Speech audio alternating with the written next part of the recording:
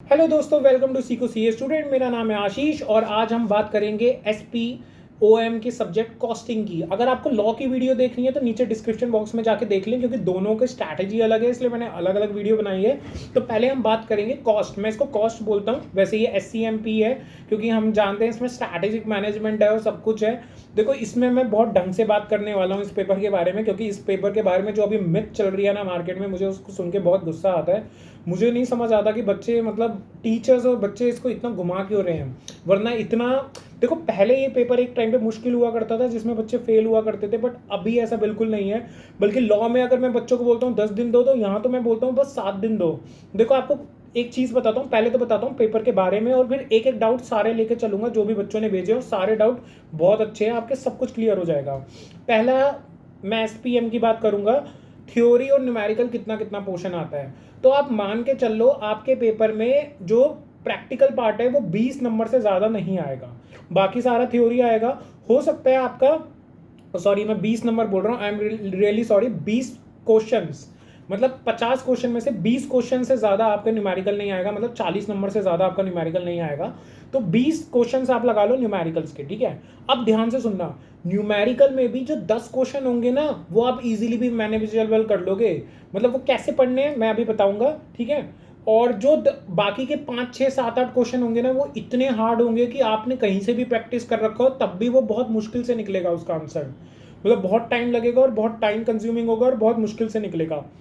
तो अब है कि तैयारी कैसे करनी है। तो देखो, मैं आपको बताता हूँ।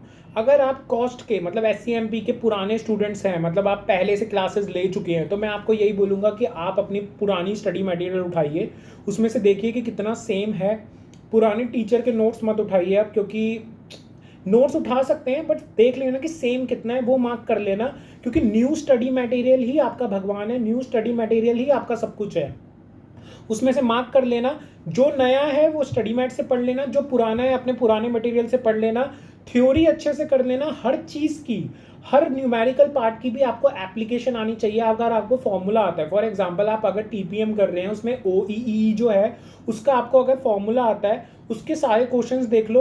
देखो, जो भी छोटे क्वेश्चंस है ना, उनको तो मैं कहता हूँ छोड़ के ही मत जाओ, उनको सबको देख कर जाओ, ठीक है। छोटे क्वेश्चन पेपर में एज इट इज आ जाते हैं और वो हम इजीली सॉल्व कर लेते हैं। और जो बड़े वाले क्वेश्चंस होते हैं ना, मैं कहता हूँ वो अगर आप उनके फॉर्मूलाज की एप्लीकेशंस देख लो बस। बड़े क्वेश्चन को सॉल्व ना भी करो तो चलेगा, क्योंकि पेपर में एक क्वेश्चन आएगा, एक से दो क्वेश्चन आएंगे जो पूरा का पूरा सेम होगा बड़े क्वेश्चंस में से। लेकिन दिक्कत पता है क्या होगी। देखो, जैसे मान लो एक क्वेश्चन है, उसके 8 पार्ट्स हैं, तो 8 पार्ट में से बस 2 पार्ट होंगे जो आपके न्यूमेरिकल होंगे, बाकी के 6 पार्ट या 4 पार्ट आपके थ्योरी के होंगे। फिर आपको लगेगा कि यार ये थ्योरी तो बहुत इजी है, क्योंकि थ्योरी मैनेजेबल हो जाएगी पेपर में। और थ्योरी कैसे मैनेजेबल होगी, आपको पूरा सब्जेक्ट पढ़ना पड़ेगा।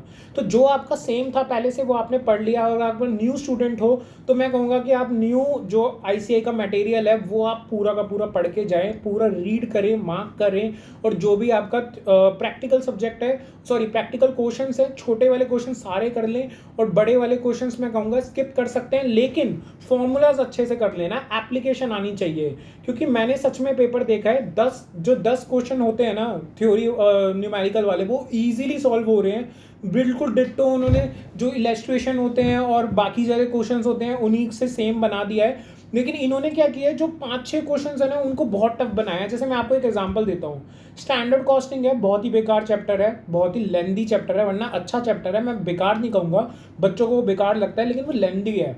तो मैंने क्या किया, मैंने उसमें सबकी एप्लीकेशन पढ़ ली, थ्योरी पढ़ ली। थ्योरी पढ़ना बहुत ज़रूरी है, इस बार थ्योरी पढ़ ली।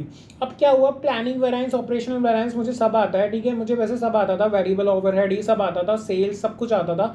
लेकिन पेपर में पूछा, 8 क्वेश्चन थे, 8 क्वेश्चन में से दो में पूछा उन्होंने प्लानिंग वेरिएंस, ऑपरेशनल वेरिएंस। फिर थर्ड में पूछा कि what is the difference between planning variance और ऑपरेशनल वेरिएंस। 4 ऑप्शन दे दिए, मुझे आता था, थ्योरी पढ़ी थी मैंने, एक बार रीडिंग मार ली थी सारी की, प्लानिंग वेरिएंस में ये डिफरेंस होता है, ऑपरेशनल वेरिएंस में ये डिफरेंस होता है, रीडिंग मार ली थी बस।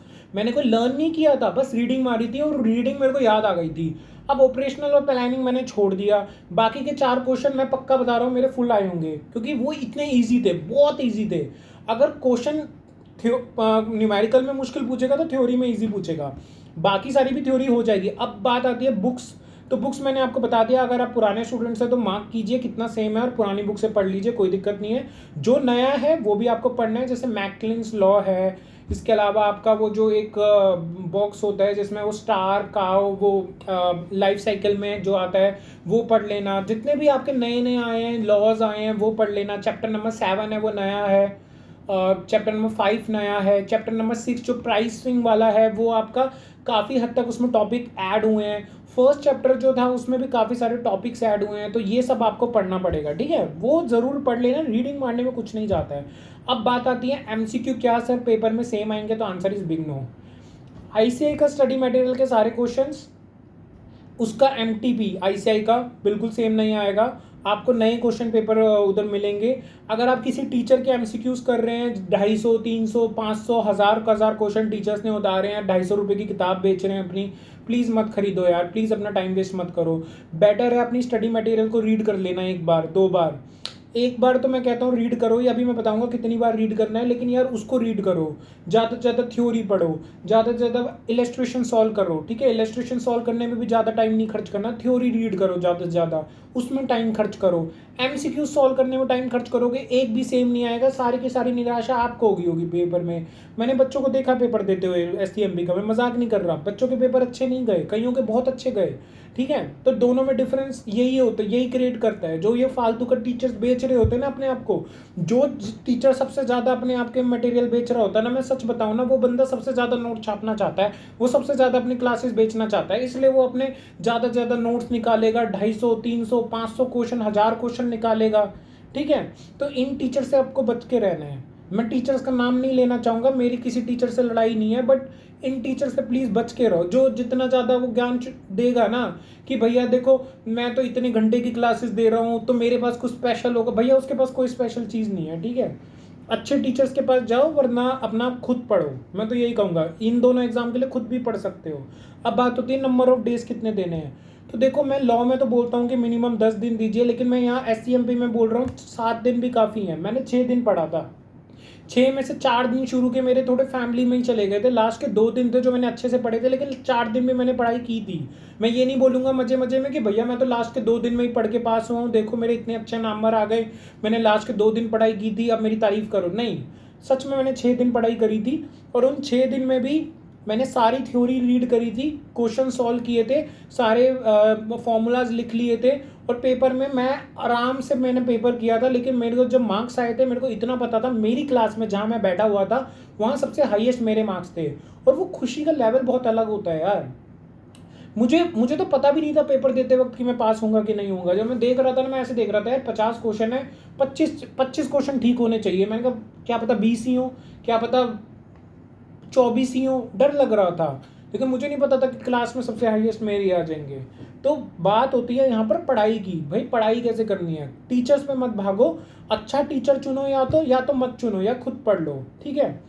मैं कोशिश करूँगा अगर इसकी वीडियोस ला सकूँ तो, अदरवाइज यही स्ट्रैटेजी है जो आपको फॉलो करनी पड़ेगी, ठीक है। इसके अलावा कोई भी आपका कोई भी डाउट होता है तो नीचे पूछ सकते हो, डिस्क्रिप्शन में आपको लॉ की वीडियो मिल जाएगी। इसके अलावा देखो, आपको अगर कोई भी कमेंट है तो आप नीचे पूछ लो। और मैं ये बता रहा था, आपका आईसीआई डू एंड डोंट्स के नाम पे मैंने एक वीडियो उतारी थी एक दो वीडियो पहले, ICI do and don'ts for SPOM, मतलब आपको एग्जामिनेशन हॉल में जाके क्या याद रखना है, क्या क्या लेकर जाना है, किन बातों का याद रखना है, ताकि आप पैनिक ना हो लास्ट मोमेंट में, कब पहुंचना है, सब कुछ मैंने वहाँ पर बना दिया है। आपको क्या क्या साथ में लेके जाना है, सब कुछ, आधार कार्ड, सब कुछ मैंने डाल दिया है। तो वो अच्छी तरह एक बार वीडियो देख लेना, 4-5 मिनट की वीडियो होगी, वो देख के ज़रूर जाना, ठीक है। तो इसी के साथ नेक्स्ट वीडियो में मिलते हैं। जय हिंद दोस्तों।